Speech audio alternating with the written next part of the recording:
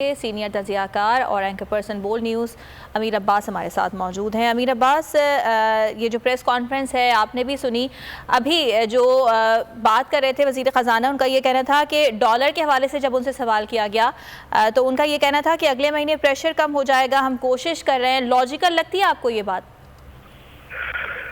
دیکھیے، اس وقت دنیا کے 4 جو مستند عالمی ادارے ہیں جو مختلف ملکوں کی معیشت کے اوپر کام کرتے ہیں اور ان کی ریٹنگ کرتے ہیں، جن میں سے اسٹینڈرڈ اینڈ پور وہ پاکستان کی معیشت کو اسٹیبل سے نیگیٹو کر چکا ہے، موڈیز پاکستان کی اکانومی کو نیگیٹو کر چکا ہے، فچ جو کہ امریکن کریڈٹ ریٹنگ ایجنسی ہے وہ پاکستان کو نیگیٹو کر چکی ہے، بلوم برگ نے 2 دن پہلے اپنے ایک آرٹیکل میں کہا کہ پاکستان ڈیفالٹ کے قریب پہنچ چکا ہے۔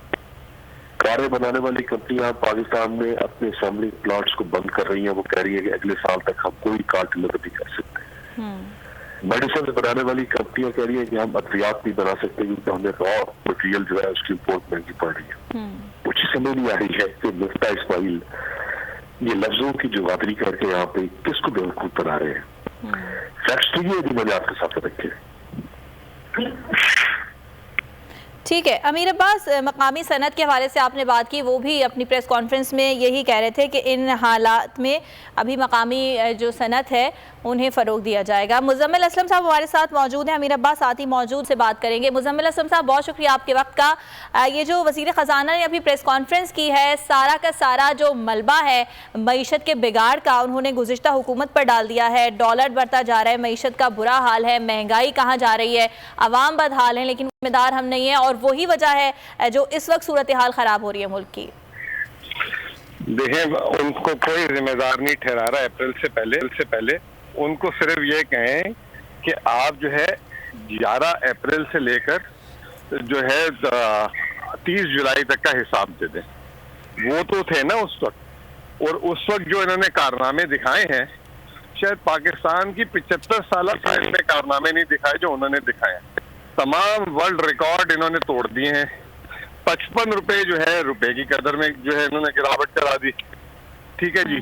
پھر اس کے بعد 40% کے قریب مہنگائی کر دی انہوں نے، یعنی کہ 40% مہنگائی پاکستان کی تاریخ میں جو ہے اس سے پہلے ریکارڈ تھا پیپلز پارٹی کا 20% مہنگائی کا، انہوں نے اس کا 40% اس کا دگنا کر دیا۔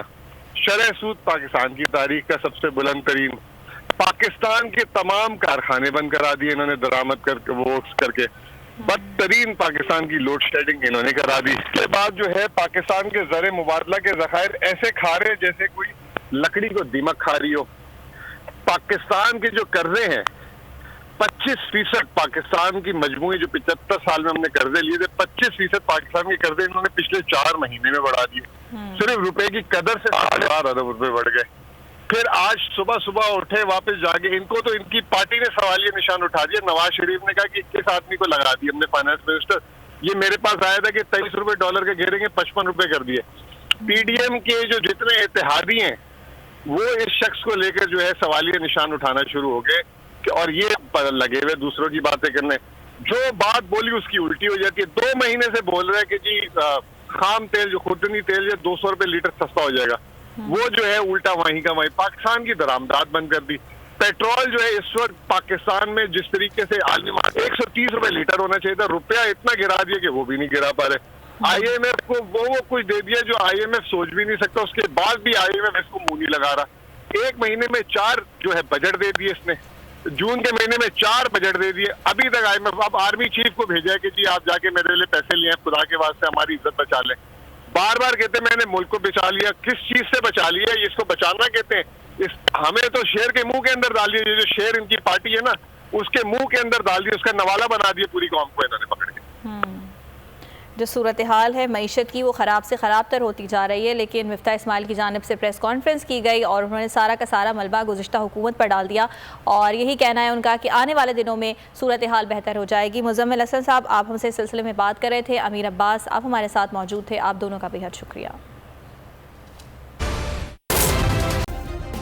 سبسکرائب کریں اور بیل دبائیں تاکہ کوئی خبر رہ نہ جائے۔